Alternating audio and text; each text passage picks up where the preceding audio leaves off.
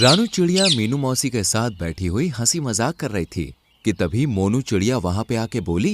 रानू, बारिश का महीना लगने वाला है और मुझे लगता है कि इस बार भयानक बारिश होने वाली है। तुम सही कह रही हो मोनू। मीनू मौसी, हमें बारिश होने से पहले ही अपना भोजन इकट्ठा कर लेना चाहिए। रानू, मेरे पास एक आइडिया है। कैसा आइडिया? क्यों ना इस बार हम तीनों मिलकर भोजन एकत्रित करें। इससे काम भी जल्दी हो जाएगा और बारिश के महीने में किसी को खाने की दिक्कत भी नहीं होगी। तुमने तो ये बात करके मेरा दिल ही जीत लिया मोनू। तभी हल्की फुल्की बारिश शुरू हो गई। चलो अपना अपना काम शुरू करते हैं। रानू, मीनू और मोनू भोजन एकत्रित करने लगी। रानू और मीनू खाना इकट्ठा करने के लिए बारिश में भीगती हुई जंगल के दूसरे छोर पर जा रही थी कि तभी उनकी नजर मोंटू मोर पर पड़ी, जो कि हल्की फुल्की बारिश में नृत्य कर रहा था। रानू तुरंत जाकर मोंटू मोर से बोली, देखो, मुझे लगता है इस बार बारिश बड़ी ही भयानक होने वाली है। नृत्य करने से कहीं ज्यादा अच्छा है कि तुम बारिश में बचने का ठिकाना तलाश करो। रानू सही कह रही है मोंटू मोर। मैंने सुना है कि तुम्हारे पास रहने के लिए घर भी नहीं है। रानू और मीनू की बात सुनकर मोंटू मोर घमंड से करता हुआ उन दोनों से बोला, अपने काम से काम रखो तुम दोनों।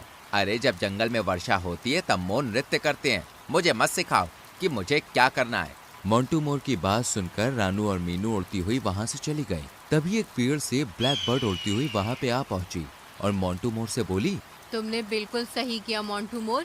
वैसे भी रानू और मीनू खुद को इस जंगल की मालकिन समझती हैं। वो मुझे सबक सिखा रही थी, मैंने उन्हें सीधा कर दिया।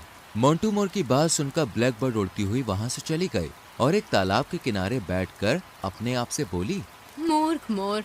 रानू और मीनू सही कह रही थी। मेरे जंगल के पक्षी भी कितने मूर्ख हैं। तभी ब्लैक बर्ड की नजर तालाब के पास पड़े हुए एक लाल सेब पर पड़ी, जो कि सुनहरे रंग की किरणों से जगमगा रहा था। इतना सुंदर सेब तो मैंने कभी नहीं देखा। ये तो बिल्कुल सोने की तरह प्रतीत हो रहा है। ब्लैक बर्ड उड़ती हुई उस सेब के पास आकर बैठ गई। तभी उस सेब के अंदर से एक आवाज आई, मैं एक जादुई सेब हूँ जो हजारों वर्षों में कभी कभी ही धरती के सेब से जन्म लेता हूँ। तेज बारिश के बीच अगर कोई मुझे जमीन पर फेंकेगा और वो जिस घर की कल्पना करेगा, मैं उसी घर में परिवर्तित हो जाऊंगा। वह घर तेज बारिश में सोने की किरणों से चमकेगा। यह सुनकर ब्लैक बर्ड आश्चर्य से बोली, वो घर कितना विशाल हो सकता है? वो तो तुम्हारी कल्पना शक्ति पर निर्भर करता है।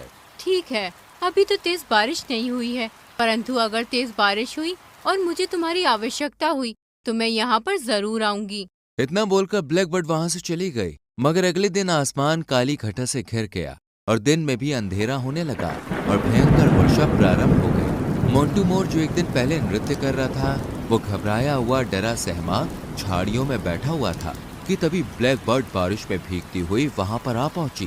क्या हुआ मोंटू मोर? तुम ऐसे डरे सहमे क्यों बैठे हो? क्या बताऊं ब्लैक बर्ड, मुझे रानू और मीनू की बात मान लेनी चाहिए थी। ना तो मैंने खाने का इंतजाम किया और ना ही मेरे पास सर छुपाने के लिए कोई घर है। अब मैं क्या करूं? मैं तुम्हारी मदद कर सकती हूँ। ब्लैक बर्ड मोंटू मोर को जादुई सेब के बारे में बताती हुई बोली, मैं वो सेब यहाँ पर ला सकती हूँ और तुम जिस घर की कल्पना करोगे वो सेब उसी घर में परिवर्तित हो जाएगा और तुम्हारा घर पूरे जंगल में सबसे अधिक सुंदर होगा। परंतु मेरी एक शर्त है। कैसी शर्त? उस घर में तुम केवल उसे ही प्रवेश करने दोगे जिसकी इजाजत मैं दूंगी। मुझे मंजूर है। अब भला मैं अपने घर में किसी दूसरे पक्षी को क्यों आने दूंगा? मोंटू मोर की बात सुनकर ब्लैक बर्ड कुटिल मुस्कान लिए हुए वहां से उड़ गए और तालाब के पास से जादुई लाल सेब उठाकर मोंटू मोर के पास लाकर जमीन पर फेंक दिया और बोली, अपने मन में सुंदर और बड़े घर की कल्पना करो। मोंटू मोर अपने मन ही मन में एक बहुत ही विशाल और बड़े और सुंदर आकार के घर की कल्पना करने लगा। अगले ही पल वह सेब वहां से गायब हो गया और एक बड़ा विशाल और सोने का घर मोंटू मोर और ब्लैक बर्ड को दिखाई देने लगा। मोंटू मोर और ब्लैक बर्ड खुश होते हुए उस सोने के घर के अंदर घुस गए। घर के अंदर जाकर मोंटू ब्लैक बर्ड से बोला, हमारे पास जंगल में सबसे सुंदर घर है और वो भी सोने का। मगर बारिश देखकर लगता है कि ये बारिश अब हफ्तों रुकने वाली नहीं है। खाने का इंतजाम कैसे करेंगे? बारिश बहुत तेज है मोंटू। इस तेज बारिश में ना जाने कितने पक्षियों के घर भी टूटेंगे। हम अपने घर में केवल उसी पक्षी को आने देंगे जो अपना भोजन हमें दे देगा। क्या वो ऐसा करेंगे? बिल्कुल करेंगे मोंटू मोर। बारिश के पानी में जान देने से कहीं ज्यादा वो कुछ दिन भूखा रहना पसंद करेंगे। बारिश लगातार तेज होती है और इतनी भयंकर हो गई कि ना जाने कितने पक्षियों के घर तबाह हो गए। काफी पक्षी बेचारे परेशान अवस्था में यहाँ वहाँ जंगल में उड़ने लगे। तभी एक कबूतर की नजर सोने के महल पर पड़ी। कबूतर बाकी पक्षियों से बोला, अरे वो देखो, इतना सुंदर और विशाल घर अचानक से जंगल में कहाँ से आ गया? काला कौवा कबूतर से बोला, ये घर तो इतना विशाल है कि जंगल के सारे पक्षी इस घर के अंदर रह सकते हैं। चलो चलते हैं। कबूतर और काला कौवा बाकी पक्षियों के साथ जैसे ही उस सोने के घर की ओर गए, तभी उस घर से बाहर मोंटू मोर निकल आया और घमंड से अकड़ता हुआ कबूतर से बोला, ये घर मुफ्त में रहने के लिए नहीं है। क्या मतलब है तुम्हारा? अरे ये घर मेरा है और मैं इस घर में केवल उसी पक्षी को आने की इजाजत दूंगा जो अपना सारा भोजन हमें दे दे। अगर हम सारा भोजन तुम्हें दे देंगे तो फिर हम क्या खाएंगे? मोंटू मोर के बोलने से पहले ब्लैक बर्ड गुस्से से काले कौवे से बोली, हमें इससे क्या मतलब कि तुम क्या खाओगे? इस घर में रहने की केवल एक ही शर्त है, या तो अपना भोजन दे दो या फिर इस भयंकर बारिश में भीगते हुए मर जाओ। इस घटना को दूर से मोनू चिड़िया काफी देर से देख रही थी। मोनू चिड़िया तुरंत रानू और मीनू के पास जाकर उन्हें सारी घटना बताने लगी। मेरी तो समझ में नहीं आ रहा, आखिर मोंटू मोर और ब्लैक बर्ड ने इतना सुंदर घर और वो भी सोने का इतनी जल्दी कैसे बना लिया? कल मैंने ब्लैक बर्ड को जंगल के उस तालाब की ओर जाते देखा था जहाँ पर कोई नहीं जाता, और ब्लैक बर्ड अक्सर ऐसी जगह पर ही घूमती रहती है। हम भी उसी तालाब के पास चलते हैं, मुझे विश्वास है हमें वहाँ कुछ न कुछ जरूर मिलेगा। मोनू चिड़िया की बात सुनकर रानू चिड़िया, मीनू मौसी और साथ में मोनू चिड़िया उड़ती हुई उसी तालाब के पास पहुँच गयी। वो तालाब के पास पहुँची ही थी कि तभी मोनू चिड़िया की नजर एक काले सेब पर पड़ी। मोनू चिड़िया आश्चर्य से रानू और मीनू से बोली, इस तरह का काला सेब तो मैंने कभी नहीं देखा। तभी उस काले सेब के अंदर से एक आवाज आई, मैं एक चमत्कारी सेब हूँ। मैं हजारों वर्षों में धरती के सेब में जन्म लेता हूँ।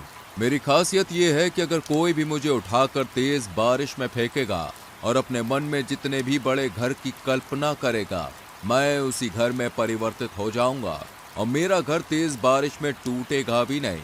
मेरा मिट्टी का घर सोने के घर की तरह कमजोर नहीं है। ये सुनकर मोनू चिड़िया बुरी तरह से चौंक पड़ी। तुम कहना क्या चाहते हो? मेरी बात ध्यान से सुनो। हजारों वर्षों बाद तालाब के सेब से दो सेब जन्म लेते हैं, एक लाल सेब और एक काला सेब। लाल सेब की आवाज केवल वही सुन सकता है जो मन का बुरा हो, और मेरी आवाज केवल वही सुन सकता है जो मन का अच्छा हो। लाल सेब भी विशाल घर में परिवर्तित हो जाता है, मगर वो घर ज्यादा दिन तक टिक नहीं पाता। बहुत ज्यादा तेज बारिश में वो टूट जाता है, मगर मेरा बना हुआ मिट्टी का घर तेज बारिश में भी नहीं टूटता। ये सुनकर मोनू चिड़िया, रानू और मीनू खुश हो गईं। मोनू ने तुरंत उस सेब को अपनी चोंच से उठा लिया और रानू और मीनू के साथ उड़ती हुई जंगल में पहुंच गईं।